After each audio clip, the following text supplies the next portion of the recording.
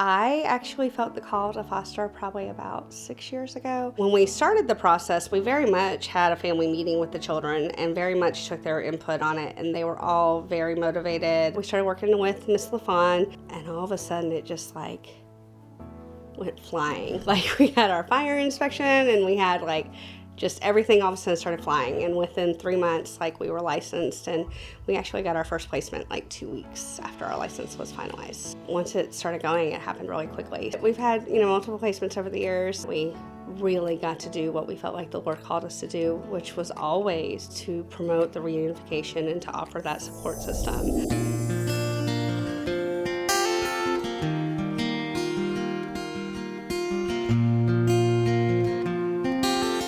We got Elena at the end of May. In June and July, I brought Elena to over 30 appointments between specialists and therapies and figuring things out. We started working on figuring out what she needed to tolerate her feeds. So I really was looking at her clinically when she first came into our care of, okay, why is she not tolerating her tube feeds? What is going on? Started attending the family visits with them. So many people showed up from this family.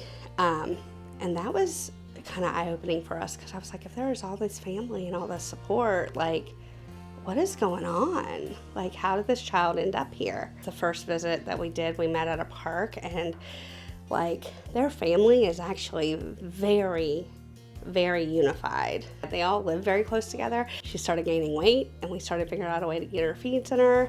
And she was doing really well, and the family was doing the feeds at the visits really well, and we were getting ready for a court date, and the aunts had been doing all their checks and balances to make sure that she could go to them. One of the things with Mom was her own needs and the fact that she doesn't drive, and Elena needs all of this care and all these medical appointments. Mom never once lost her other two children.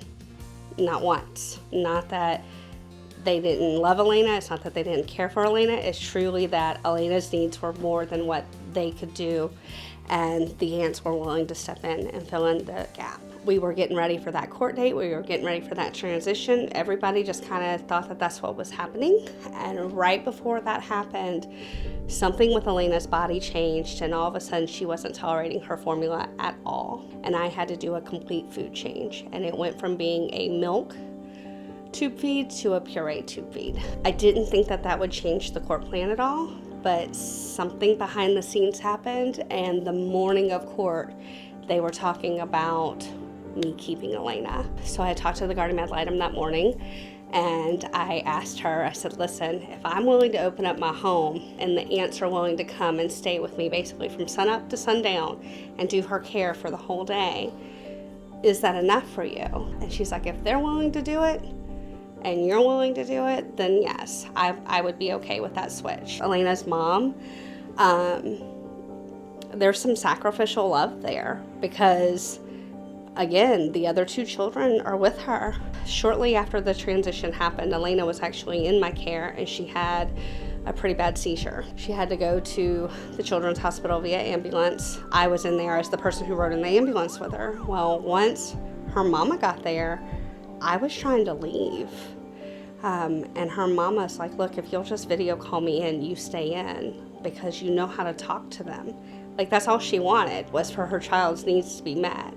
And so the woman literally sat in the parking lot for 5 hours in the heat, like, because she couldn't even wait in the waiting room. She literally sat in the parking lot for 5 hours instead of,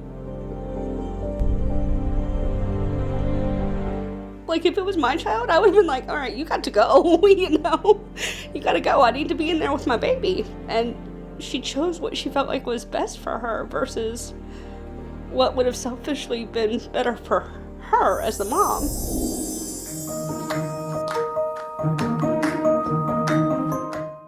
When Elena started talking, she called me mommy.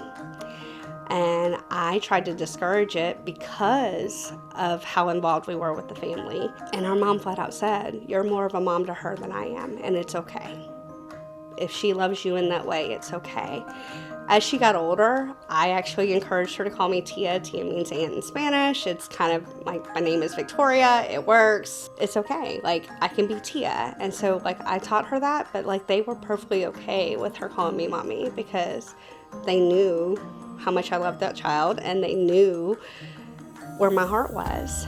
And they knew that I wasn't trying to replace them. You have to make your intent known of, I'm going to love your child with a mother's heart while they're with me, but at the end of the day, you're still mama, or you're still aunt, or you're still grandma, or you're still, you know, and I can't replace that, and I'm not trying to. Elena turned 1 with me, so when they did the big celebration, welcome home, birthday party, and the invite came, I was kind of surprised, and I was like, are you sure? Like, we're perfectly okay to let y'all celebrate this as family. Both aunts looked at me and was like, if you haven't figured out right now that you are a part of the family, like, you just need to bring yourself on. Tia! Tia! Love Tia. I love Tia. Fostering is not for the faint of heart, but it's not supposed to be easy.